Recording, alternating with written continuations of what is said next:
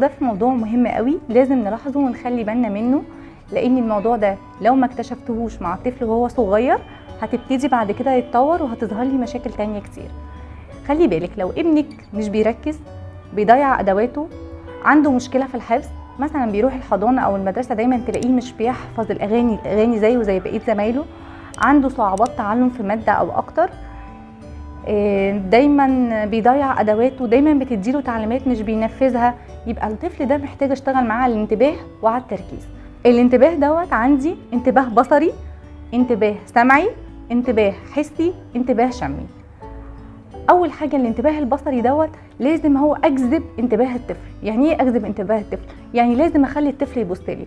انا عندي نوعين من التواصل البصري، تواصل بصري مع الاشخاص وتواصل بصري مع الاشياء.